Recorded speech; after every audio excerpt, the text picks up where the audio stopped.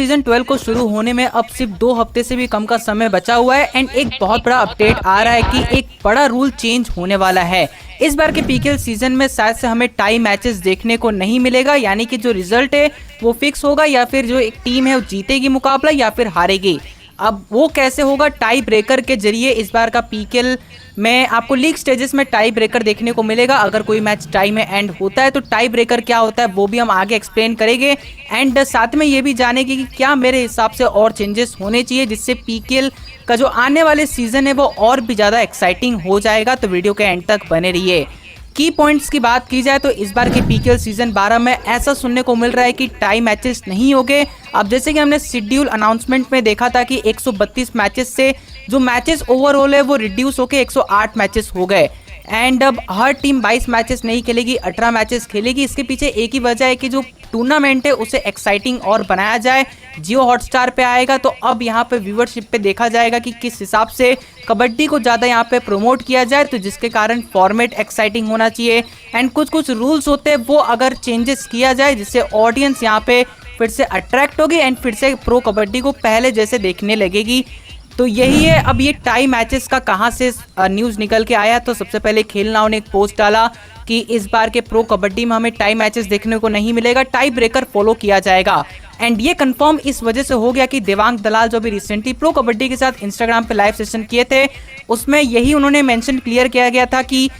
इस बार तो time matches नहीं होंगे, तो कोई एक रिजल्ट तो आएगा, या फिर बंगाल वॉरियर्स की टीम जीतेगी या फिर हरियाणा स्टीलर्स की टीम जीतेगी। तो इससे एक इंडिकेट यहाँ पे हुआ है कि इस बार के पीकेएल सीजन में हमें टाइम मैचेस देखने को नहीं मिलेगा, एक रिजल्ट आएगा, या फिर ये टीम मुकाबला जीते या फिर एक टीम मुकाबला जीते। अब टाई ब्रेकर के आने से बेनिफिट ये होगा, ये प्लस पॉइंट होगा कि जो लास्ट के 5 मिनट्स में गेम टीम जो स्लो कर देती थी कि एंड के 1-2 रेड में डिसाइड होता था या फिर मैच टाई होगा या फिर कोई एक टीम डुओ डाई की वजह से 1 पॉइंट से मुकाबला जीत जाती थी, तो वो जो एक्साइटमेंट आता था वो आखिरी के 1 मिनट में ही आता था। जो एक्चुअल कबड्डी के फैंस वो एंड के मिनट तक जानते कि एक्साइटमेंट होगा, थ्रिल हमें देखने को मिलेगा। लेकिन अब पहले से पता रहे कि टाई तो होगा नहीं, एक रिजल्ट आने ही वाला है, तो अगर स्कोर लाइन भी बराबर हुआ तो पता है कि टाई ब्रेकर भी होगा, तो वो एक एक्साइटिंग रहे कि व्यूअर्स एंड तक मैच को देखे। तो ये एक काफी बड़ा पॉइंट होने वाला है जिसके कारण प्लस पॉइंट प्रो कबड्डी के मैचेस में साबित हो सकता है एंड इसी की वजह से टीम्स को ऑलरेडी पता हुआ कि टाई मुकाबला होगा नहीं,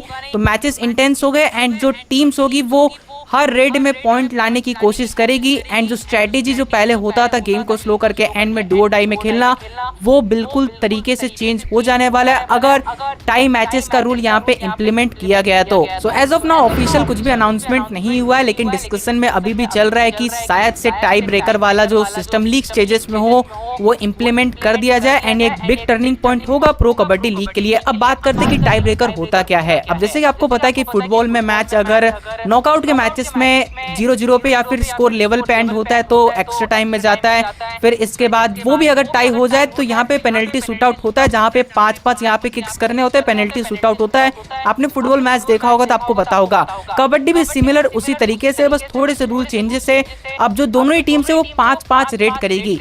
टीम ए ने रेड किया, फिर उसके बाद टीम बी रेड करेगी, फिर टीम ए रेड करेगी, जैसे मैचेस चलते हैं सिमिलर 5-5 रेड्स होने वाले, एक के बाद एक रेड यहाँ पे किए जाएंगे। ओवरऑल 10 रेड हो गए टाई ब्रेकर में। अब सबसे पहला चीज ये है कि दोनों ही टीम्स को नॉमिनेट करने होंगे 7 प्लेयर्स जो कि कोर्ट में खेलेंगे मुकाबला, टाई ब्रेकर का मुकाबला। अब सब्स्टिट्यूट वाला भी होता है, वो नहीं होगा, 7 प्लेयर्स पहले नॉमिनेट हो जाएंगे, वही ओवरऑल पूरा यहाँ पे टाई ब्रेकर का मैच खेलेंगे। अब इसके बाद टीम्स को ये डिसाइड करना है कि सीक्वेंस रेफरीज को देने होंगे कि जो 5-5 रेड्स हो गए,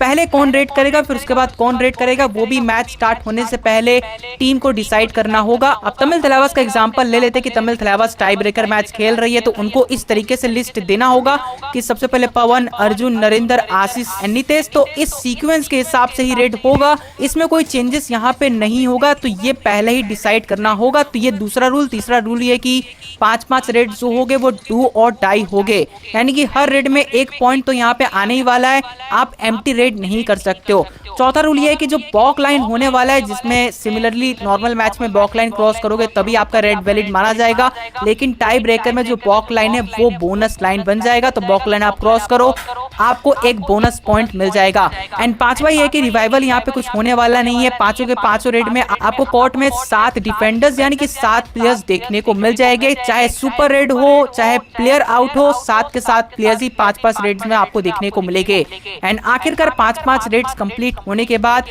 जिस टीम के ज्यादा पॉइंट्स होगी वो टीम टाई ब्रेकर के थ्रू वो मुकाबला जीत जाएगी। तो सिंपल सा रूल है एंड